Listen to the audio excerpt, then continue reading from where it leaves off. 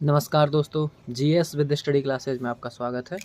और आज हम चालू करने जा रहे हैं अपनी पॉलिटी के नेक्स्ट टॉपिक को, फंडामेंटल राइट्स, मौलिक अधिकार। मौलिक अधिकार अमेरिका से लिए गए हैं। ये प्रश्न आता है कि किस देश से मौलिक अधिकार लिए गए हैं, तो उसका आंसर है अमेरिका से। भारतीय संविधान के भाग 3 में है इनका उल्लेख, और अनुच्छेद 12 से 35 में मौलिक अधिकारों का उल्लेख किया गया है। एक है कि भारत का मैग्ना कार्टा किसे कहते हैं, तो ये भारतीय संविधान के भाग 3 को कहते हैं, भारत का मैग्ना कार्टा। अब देखते हैं हम कि विश्व में सबसे पहले किस देश में मौलिक अधिकार आए थे। तो इसका आंसर है ब्रिटेन में। और किस नाम से आए थे? वो मैग्ना कार्टा के नाम से आए थे। क्या था कि ब्रिटेन के सम्राट थे जॉन। उन्होंने 1215 में अपनी प्रजा को कुछ अधिकार प्रदान किए थे और उन्हें नाम दिया गया था मैग्ना कार्टा।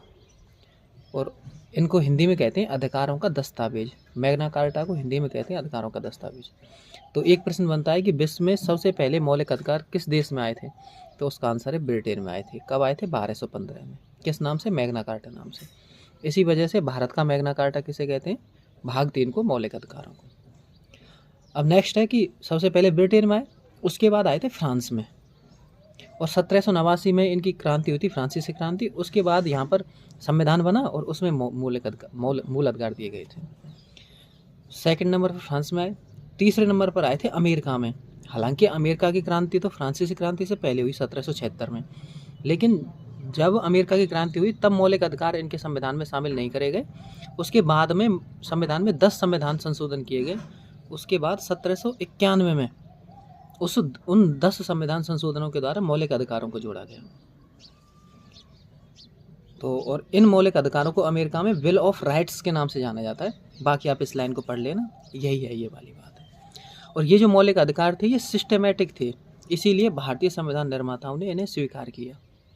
तो ये है कि मौलिक अधिकार अमेरिका से लिए हैं, भारतीय संविधान के भाग 3 में अनुच्छेद 12 से 35 में इनका उल्लेख है, और इन्हें भारत का मैग्ना कार्टा कहते हैं। सबसे पहले ब्रिटेन में आए, फिर फ्रांस में आए, फिर अमेरिका में आए। अब हम देखेंगे नेक्स्ट।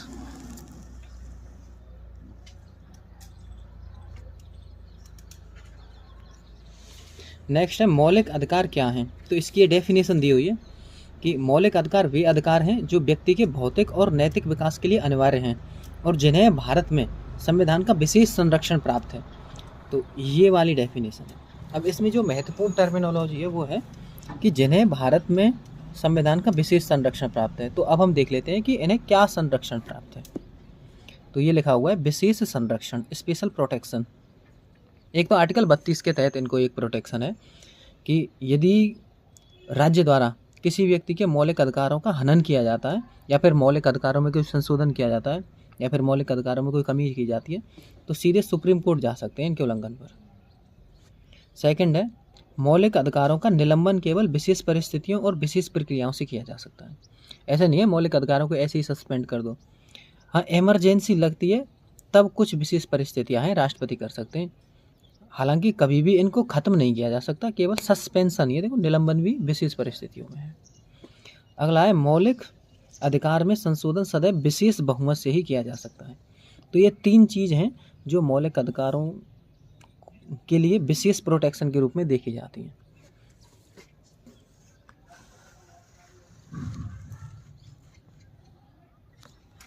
अब हम देख लेते हैं कि भारतीय संविधान में या फिर किसी भी राज्य व्यवस्था में, मतलब राज्य व्यवस्था में अधिकार कितने प्रकार के होते हैं। तो वो 3 प्रकार के होते हैं। कौन कौन से? पहला मौलिक अधिकार, दूसरा संवैधानिक अधिकार, और तीसरा होता है सांविधिक अधिकार। इसी को हम कानूनी और विधिक भी कहते हैं। ये तीनों चीज़ एक ही हैं। अभी हम देख लेंगे इनमें क्या क्या अंतर है। मौलिक अधिकार भारतीय संविधान के भाग 3 में अनुच्छेद 12 से 35 में उल्लिखित हैं। संवैधानिक अधिकार क्या है? संविधान में भाग 3 से जो बाहर अधिकार हैं, मतलब भाग 3 में तो मौलिक अधिकार है, इससे अलग जो संविधान में अधिकार है उनको हम कहते हैं संवैधानिक अधिकार। और अगला है कानूनी, विधिक या सांविधिक अधिकार। ये क्या होते हैं? विधायिका के द्वारा, विधायिका मतलब संसद या फिर राज्य विधानमंडल के द्वारा कानून के द्वारा प्रदत्त अधिकार होते हैं, जिनको हम क्या कहते हैं? सांविधिक अधिकार कहते हैं। इसमें जैसे मातृत्व अवकाश है, ये दिया है कानून बना के। राइट टू सर्विस है, तो ये सब हैं। तो इन तीनों को याद रखना है, मौलिक अधिकार, संवैधानिक अधिकार या सांविधिक अधिकार। मेनली अभी हम मौलिक अधिकारों पर ही डिस्कस करेंगे, इन्हीं के बारे में अध्ययन करेंगे।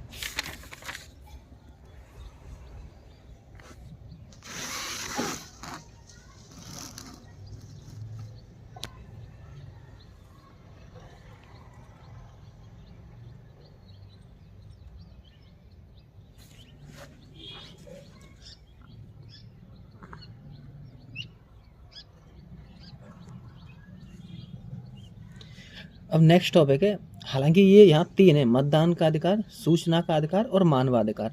इन पे डायरेक्ट क्वेश्चन आता है कि मतदान का अधिकार है, पहला ऑप्शन होगा कानूनी अधिकार, दूसरा ऑप्शन होगा संवैधानिक अधिकार, तीसरा ऑप्शन होगा मौलिक अधिकार, ऐसे करके। तो इसका आंसर है कानूनी अधिकार है। ये संवैधानिक और मौलिक अधिकार नहीं है। क्यों नहीं है? क्योंकि एक केस हुआ है कुलदीप नैयर वर्सेस भारत संघवाद। इस केस में सुप्रीम कोर्ट ने कहा था कि जो मतदान का अधिकार है वो कानूनी अधिकार है। और इसका आधार क्या लिया था? उन्होंने आधार लिया था जनप्रतिनिधि अधिनियम 1951। और इसमें क्या बात है? प्रत्येक वयस्क व्यक्ति को मतदान का अधिकार होगा। इसके अलावा संविधान में भी एक जगह लिखा हुआ है, आर्टिकल 326 में 18 वर्ष से ऊपर के प्रत्येक व्यक्ति का नाम मतदाता सूची में दर्ज किया जाएगा। तो ये बात आपको ध्यान रखनी है। हालांकि क्वेश्चन यही आता है कि मतदान का अधिकार क्या है? एक कानूनी अधिकार है। नेक्स्ट क्वेश्चन आता है सूचना का अधिकार क्या है? तो ये भी एक कानूनी अधिकार है और इसका उल्लेख है राइट टू इन्फॉर्मेशन एक्ट 2005 में, RTI एक्ट 2005 में। मानवाधिकार क्या होता है? ये एक नैतिक दावे होते हैं, तो ये हमें याद रखनी है।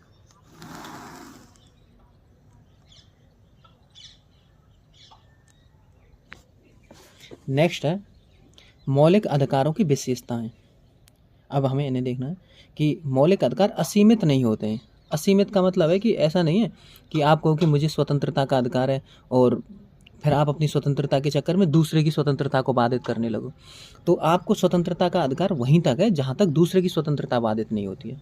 तो ये बात याद रखनी है कि मौलिक अधिकार असीमित नहीं होते हैं। सेकंड है अधिकांश मौलिक अधिकारों का स्वरूप नकारात्मक है, यद्यपि कुछ मौलिक अधिकार सकारात्मक भी हैं। नकारात्मक का मतलब है कि नहीं के फॉर्म में है। जैसे आर्टिकल 14 है कि राज्य किसी व्यक्ति को विधि के समक्ष समता और विधि के समान संरक्षण से वंचित नहीं करेगा। आर्टिकल 21 है राज्य किसी व्यक्ति को प्राण और दैहिक स्वतंत्रता के अधिकार से वंचित नहीं करेगा, या फिर वंचित भी करेगा तो विधि द्वारा स्थापित प्रक्रिया द्वारा करेगा। तो ज़्यादातर में नकारात्मक है, लेकिन कुछ सकारात्मक भी हैं, जैसे कि अस्पृश्यता का अंत आर्टिकल 17। तो ऐसे करके आएंगे। अधिकांश मौलिक अधिकार राज्य के विरुद्ध हैं, यद्यपि कुछ मौलिक अधिकार व्यक्तियों के विरुद्ध भी हैं। ज़्यादातर जो मौलिक अधिकार हैं वो राज्य के ही अगेंस्ट हैं, जैसे आर्टिकल 14 है, 15 है, 16 है, 19 है, 21 है। तो ये सब राज्य के विरुद्ध हैं। व्यक्ति के विरुद्ध कौन सा? आर्टिकल 17 है, अस्पृश्यता का अंत व्यक्ति के विरुद्ध है। तो ये बात ध्यान रखनी, ज़्यादातर राज्य के विरुद्ध है, लेकिन कुछ व्यक्तियों के विरुद्ध भी हैं। कुछ अधिकार केवल भारतीय नागरिकों को प्राप्त हैं, जबकि कुछ अधिकार नागरिक व विदेशी दोनों को प्राप्त हैं। अब हम देख लेते हैं भारतीय नागरिकों को कौन कौन से मौलिक अधिकार प्राप्त हैं। तो अनुच्छेद 19, इसके अलावा 15, 16, 29 और 30, ये 5 अनुच्छेद हैं जो केवल भारतीयों को प्राप्त हैं। कौन कौन से? अनुच्छेद 15, 16, 19, 29 और 30। इनमें जो मौलिक अधिकार हैं वो केवल भारतीय नागरिकों को प्राप्त हैं। इसके अलावा जो भी मौलिक अधिकार हैं वो भारतीय नागरिक और विदेशी दोनों को प्राप्त हैं। भारत में मौलिक अधिकार के संबंध में अधित्याग का सिद्धांत लागू नहीं है। अधित्याग का सिद्धांत क्या है? ये सिद्धांत कहता है कि व्यक्ति अपने मौलिक अधिकार त्याग सकता है। भारत में क्या त्याग सकता है? नहीं त्याग सकता। तो ये अधित्याग का सिद्धांत कहाँ लागू होता है? अमेरिका में। अमेरिका में मौलिक अधिकार त्याग सकते हैं, और अमेरिका में इस सिद्धांत को कहते हैं डॉक्ट्रिन ऑफ वीवर। वेवर भी कहते हैं, वीवर भी कहते हैं।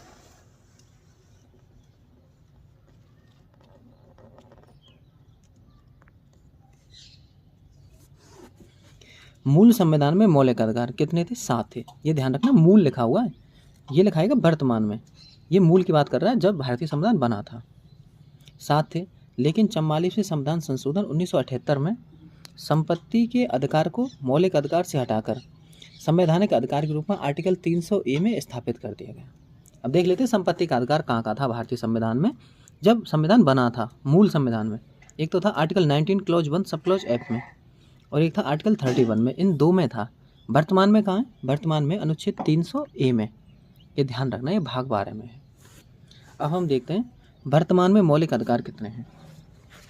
वर्तमान में मौलिक अधिकार हैं 6। कौन कौन से हैं? एक है समानता का अधिकार, 14, 15, 16, 17, 18 में है। एक है स्वतंत्रता का अधिकार, ये 19 से 22 तक है। शोषण के विरुद्ध अधिकार 23 और 24 में है। धार्मिक स्वतंत्रता का अधिकार 25 से 28 है। शैक्षिक व सांस्कृतिक अधिकार 29 और 30 में है। जबकि संवैधानिक उपचारों का अधिकार आर्टिकल 32 में है। तो ये हमें ध्यान रखने कौन कौन से मौलिक अधिकार हैं। पहले ये 7 बार हुआ करता था संपत्ति का अधिकार, वो आर्टिकल 31 में था, अब नहीं है वो।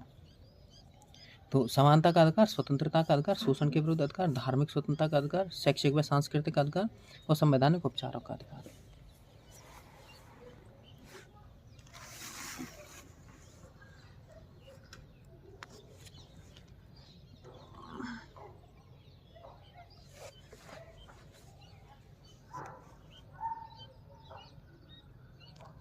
अब हम 1 बाई 1 सभी अनुच्छेदों को देखेंगे। अनुच्छेद नंबर 12, क्योंकि 12 से 35 तक ही है इसमें। तो अनुच्छेद 12 में क्या है? राज्य की परिभाषा। राज्य की परिभाषा सबसे पहले इन्होंने अनुच्छेद 12 में ही क्लियर कर दी है, क्योंकि बार बार राज्य के बारे में यहाँ पर बात करी जाएगी कि राज्य ये नहीं करेगा, राज्य ये नहीं करेगा, राज्य ये नहीं करेगा, ऐसे करके ये है मौलिक अधिकार। तो राज्य क्या चीज़ है ये भी तो पता होना चाहिए। तो राज्य में ये 4 पॉइंट हैं। पहला, संघ की संसद। संघ की मतलब केंद्र सरकार, जिससे प्रधानमंत्री वगैरह बनते हैं, वो वाली संसद है ये। संघ की संसद और संघ सरकार। प्रांतों का मतलब राज्यों के, प्रांतों के विधानमंडल और प्रांतीय सरकारें। स्थानीय संस्थाएं, जिसमें पंचायतें और नगर पालिकाएं शामिल हैं। और अन्य प्राधिकारी। अन्य प्राधिकारी कौन? जो सरकार की सत्ता का प्रयोग करता है। ये 4 मिलकर के राज्य बनाते हैं। कौन कौन? संघ की संसद, संघ सरकार, प्रांतों के विधानमंडल, प्रांतीय सरकार, स्थानीय संस्थानें और अन्य प्राधिकारी। अब हम ये देखते हैं कि जो सरकार की सत्ता का प्रयोग करता है इसमें क्या क्या शामिल है। जैसे पुलिस। पुलिस सरकार की सत्ता का इस्तेमाल करती है। पटवारी सरकार की सत्ता का इस्तेमाल करता है। तहसीलदार, जितनी भी प्रशासनिक तंत्र है पूरा आ जाता है इसमें, वो सब कुछ आ जाता है इसमें। तो ये है राज्य की परिभाषा। और किस अनुच्छेद में है ये? अनुच्छेद 12 में। कई बार कई दोस्त कहते हैं कि हमें अनुच्छेद याद नहीं होते, तो किसी को याद नहीं होते, पर धीरे धीरे करके आप हेडिंग से याद करो। जैसे राज्य की परिभाषा किस में? 12 में। फिर 1 बार पढ़ी, 2 बार पढ़ी, धीरे धीरे करके होते हैं। एक बार में नहीं होता कुछ भी याद। यहाँ पे नोट है, सभी स्तरों पर उपस्थित सरकारी तंत्र ही राज्य कहलाता है। ये सामान्य परिभाषा है इसकी। आप चाहो अनुच्छेद 12 में क्या लिखा हुआ है तो ये लिखा हुआ है एग्जैक्ट, तो लेकिन आप जनरल याद करो तो ये वाली लाइन याद कर लो। अब हम देखते हैं अनुच्छेद नंबर 13।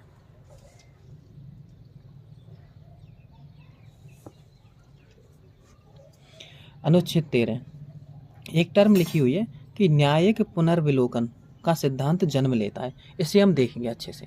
इसे अभी के लिए आप याद कर लो, जब हम सुप्रीम कोर्ट पढ़ेंगे ना तो वहाँ पर जुडिशियल रिव्यू और मतलब जुडिशियल रिव्यू देखेंगे तो वहाँ पर ये समझ में आ जाएगा।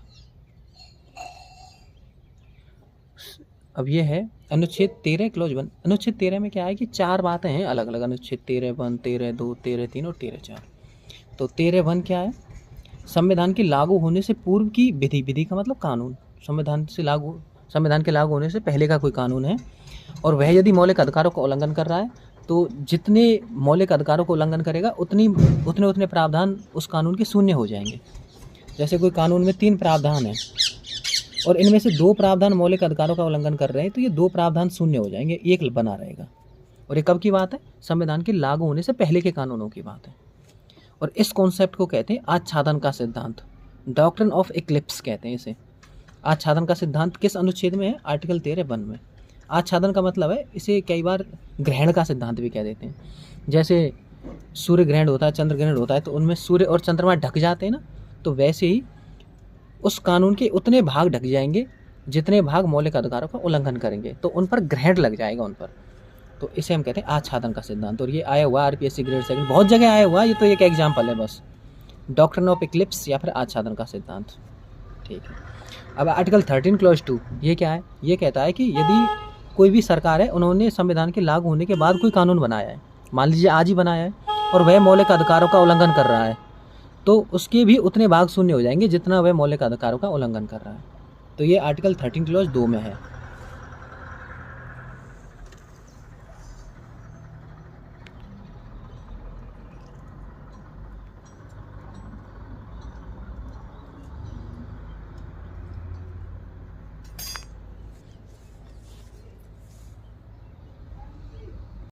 यहाँ पर एक क्वेश्चन बनता है कि मौलिक अधिकारों में संशोधन हो सकता है अथवा नहीं। ये कॉन्सेप्ट बनता है आर्टिकल 13 से ही निकल करके आता है ये।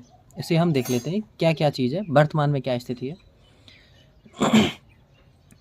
इसमें बहुत सारे केस हुए हैं, तो इनमें एक केस है शंकरी प्रसाद बनाम भारत संघवाद 1951। तो उसमें सुप्रीम कोर्ट ने कहा था कि हाँ, मौलिक अधिकारों में संशोधन हो सकता है। और ये केस किससे संबंधित था? वो था शिक्षण संस्थानों में प्रवेश में अवसर की समानता से संबंधित था। तो ये हमें याद रखना है, शंकरी प्रसाद बनाम भारत संघवाद 1951। उसमें कहा था हाँ, संशोधन हो सकता है।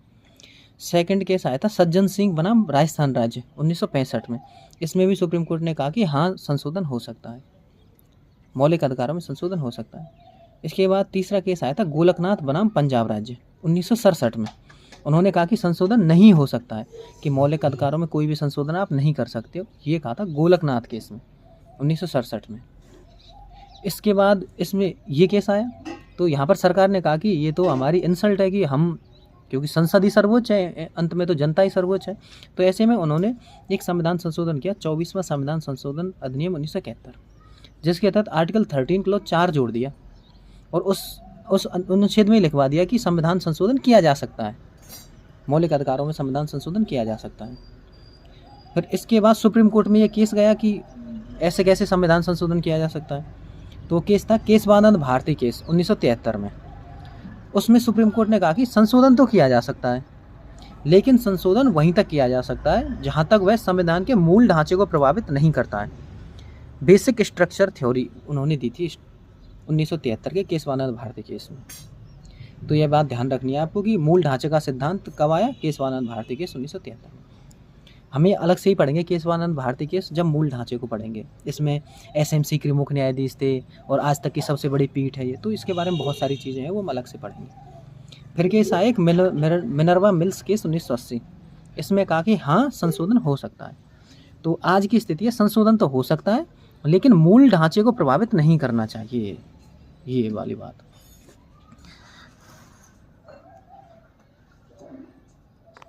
यहाँ पे एक थ्योरी है, theory of prospective over ruling. संसद मूल अधिकारों में संशोधन नहीं कर सकती है।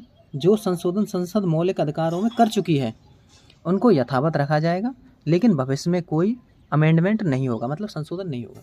इसको कहते हैं theory of prospective over ruling. मतलब हम भविष्य लक्ष्य कानून बनाएंगे, भूत लक्ष्य नहीं बनाएंगे। भूतकाल में जो हो गया, वर्तमान से तय करेंगे कि वर्तमान में क्या स्थिति है, उसके बाद में कोई नहीं होना चाहिए। तो ये वाली बात है theory of prospective over ruling. यह है वर्तमान। अब वर्तमान स्थिति देख ली हमने क्या है कि मूल अधिकारों में संशोधन किया जा सकता है। यद्यपि मूल अधिकारों में कोई मूल ढांचा पाया गया है तो मूल ढांचे में संशोधन नहीं किया जा सकता है। मूल अधिकारों में संशोधन केवल विशेष बहुमत से किया जा सकता है। तो ये वर्तमान स्थिति है।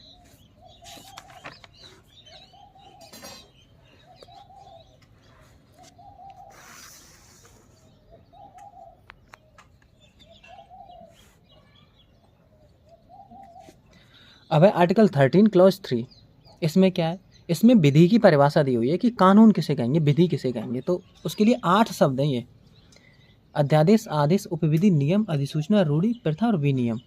ये कोई भी चीज़ है वो सब विधि कहलाएंगे, कानून कहलाएंगे। मतलब सरकार ने कोई अध्यादेश जारी किया है, कोई आदेश जारी किया है, कोई उपविधि है, कोई नियम जारी किया है, कोई अधिसूचना जारी करी है, या फिर कोई कस्टम है, या फिर कोई रूढ़ि है, कोई पुरानी चली आ रही है, कोई प्रथा है, कोई विनियम है, तो ये सब क्या कहलाएंगे? विधि कहलाएंगे। ये आर्टिकल 13 क्लॉज 3 में बात करेगी विधि की परिभाषा। आर्टिकल 13 क्लॉज 4 में क्या है? इसमें ये 24वें संविधान संशोधन के तहत जोड़ा गया है 1971 में, और संविधान संशोधन के द्वारा मूल अधिकारों में संशोधन किया जा सकता है। तो ये बात आपको याद रखनी है। तो आज हमने देखे आर्टिकल 13 तक। अब हम अगली क्लास में पढ़ेंगे समानता का अधिकार, फिर धीरे धीरे करके सभी 6 मौलिक अधिकार पढ़ेंगे और इनसे संबंधित क्या क्या प्रश्न बन सकते हैं उन सब के बारे में हम डिस्कस करेंगे। Thank you.